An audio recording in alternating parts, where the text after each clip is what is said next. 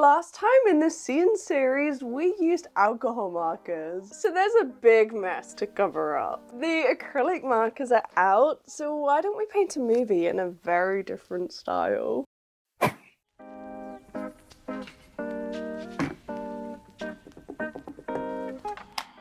Painting in a style that we've only done once before for Lilo and Stitch, and this is the mess we have to cover up. Can you see the sketch? Can you see the film we're painting today? Or why don't you guess and comment below now and then see if you're right.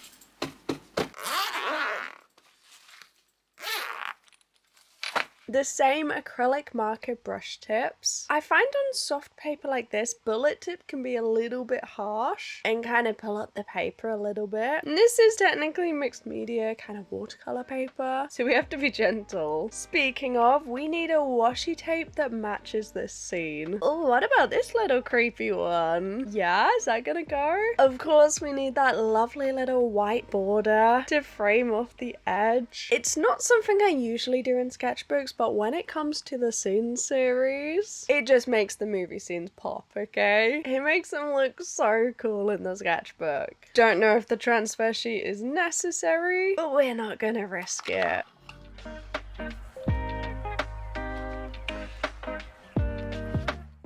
This is what we have to work with. And since it's acrylics, maybe we should start with the background. The scene is in a room. There's a lot of brown and yellow, orange, red tones. These are probably a little bit bright, but with acrylic markers, you really just have to work with what you've got. Unless you want to mix your own colors, but I'm not a huge fan of that. And I'm just hoping this is gonna cover the bleed through. I mean, it's not looking strong right now, but we can hope.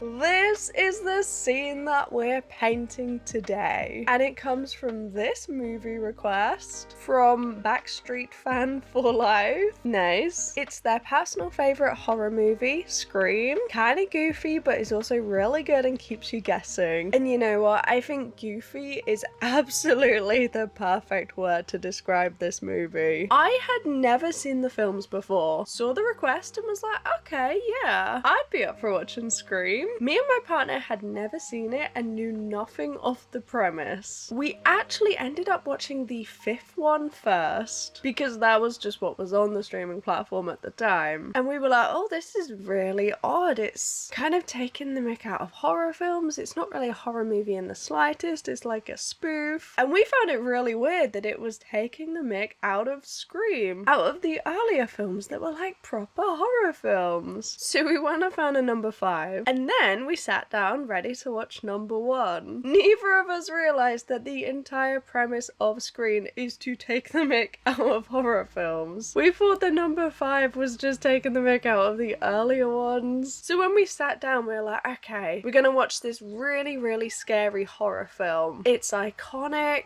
We just watched Halloween a little bit before, so that's what we were expecting. That level with like no CGI and masks and violence. But no, the entire premise of the film is that they take the mick out of horror films. Moving past that, it was actually a really fun film. It's not really scary in the slightest, and we watched 2 and 3 as well. So haven't watched 4, haven't watched 6, haven't watched 7, but the original trilogy is really good. And to be completely honest, if we knew that they weren't scary at all, we definitely would have watched them sooner. If you haven't seen them, they're really not scary. They are kind of like a spoof, really. A little bit like a comedy. I wouldn't really say it's a horror. It's like a Mickey take of horror films. Very strange premise. So anyway, the villain of sorts is Ghostface. And I was expecting like Halloween kind of villain, but it's a guy dressing up in the mask, but it can be anyone. That's like the whole point, is it can be anyone. It's not like one particular crazy person. It is a thing that anyone can be over the entire film franchise. And we're now moving on to painting that character. There's a lot of grey involved. With this style of painting, you kind of need to see colour that isn't there. Technically, this is all black. It's black, it's a black sheet. And there is a lot of blue and purple right now. We are magically creating so many different colours that are really not there. But hopefully adding a little bit of grey and a little bit of black into this will bring back the illusion that it is a sheet, because it is in fact a black sheet. Same with the room that they're in. I mean, technically it's just brown, it's just paint and furniture and stuff. But I really love this way of creating, trying to see what colours there could actually be in the scene.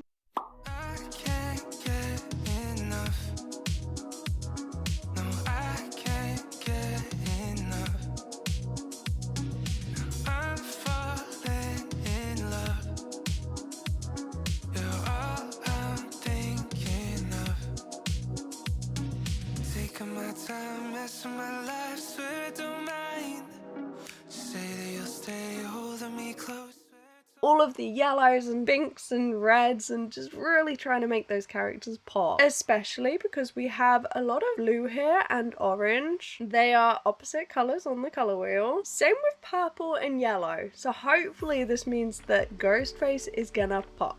Why don't we go a little bit crazy? Why don't we add some really bright highlights? Do you know what I've just noticed actually? The smaller set of these Nahuku markers and the bigger set actually have different numbers. Like, they look pretty identical, but they are different colors. If we combine both of these sets together, we get even more grays, even more yellows. That's good. I was running out of grays. The only downside to acrylic markers is sometimes the colors look pretty similar. I've said this before, but there never seems to be a nice navy dark blue in acrylic marker sets. You can see that we have a lot of blues going on here, and they're all kind of similar. There's nothing that is particularly dark or particularly green leaning. They all just look like the same kind of blue that's a bit lighter and a bit darker. Same with reds in these kind of sets. You get like a dark red and a bright red, and that's about it.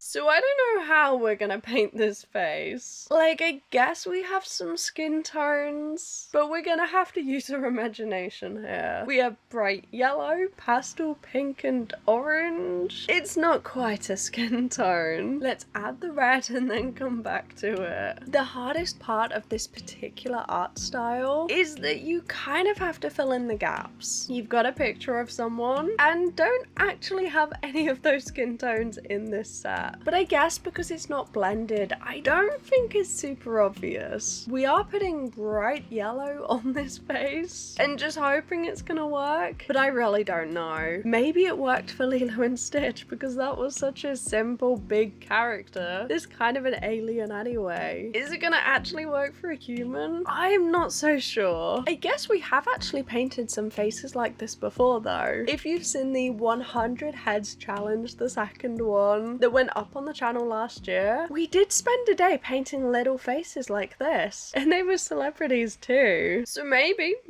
I guess it's kind of working. But we do have hair, we've got eyes, we've got clothes. There's still a lot to do to try and piece this together. And as you might be able to imagine, this scene took one of the longest to paint. I want to say about 4 or 5 hours, because every single one of those individual little marks, little blobs, had to be carefully placed. And looking back at the art now, I think perhaps there might have been a couple too many blobs. I wonder if the background should have had larger blobs to give the effect of it being a little bit blurry, so that you can tell that it's behind them. And then the characters had smaller blobs. Right? In theory, I think that might have worked a little bit better, because you can't really tell what's in front at the moment. That's the big problem right now, aside from the face looking absolutely terrifying. I must say though, having grown up with the Scooby-Doo live action films and seen them so many times, it was very odd seeing Shaggy in a different role. And then in the third one, Patrick Dempsey, what's he doing there? I will say though, we need a special mention for his hair in that movie. It looks insane. I've only really seen him in Enchanted, actually. Never really saw the appeal, but this movie, I could definitely see it. Though we were both expecting him to be a baddie in the third one, and he didn't. Maybe that's a newer thing, a newer trope. Like how nowadays a lot of women do become villains, but back in the day, that just didn't really exist. I kind of like it though, because it means newer films kind of keep you on your toes. Like anything is possible. It just felt like he was introduced to be the villain, honestly. But no, I guess he was just there for eye candy.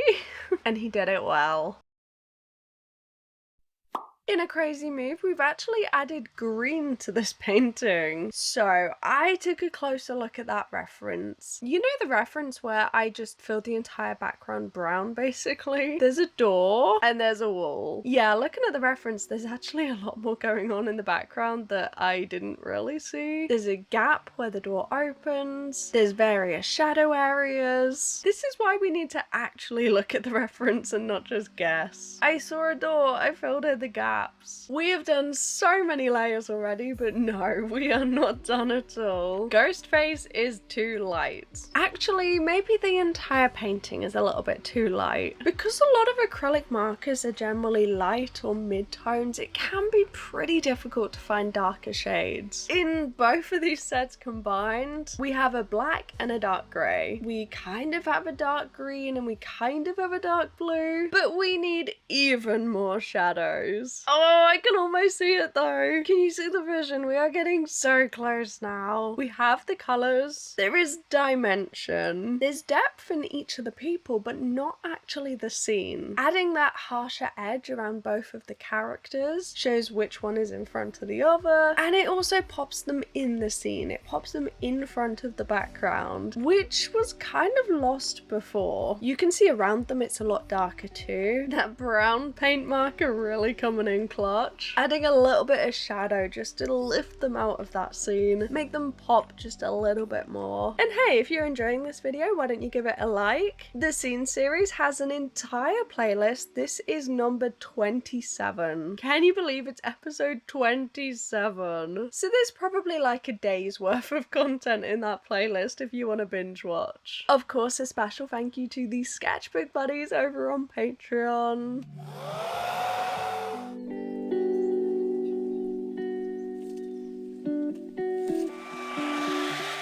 Let's just peel off that final tape. And I've spotted a few things. The eyes need a little bit more colour, a little bit more life in them. Brightened up a bit. Same with the hair. The eyebrows, we just need to add some more highlights to this scene. And that's completely okay. If you're not a fan of how a painting is going, you can go back to it. You can change it up, of course you can. There's also some marks from the tape, some final special highlights, and that is the painting complete. A very different style to what we paint with watercolor, and also super different to last time with the alcohol markers. This is turning out to be one pretty cool sketchbook. And if you'd like to own this art yourself, it's actually now up on the shop in a horror print bundle, along with the Terrifier and Jennifer's body. Subscribe so you don't miss the next one. Have a fantastic day, and I'll see you next time. Bye bye.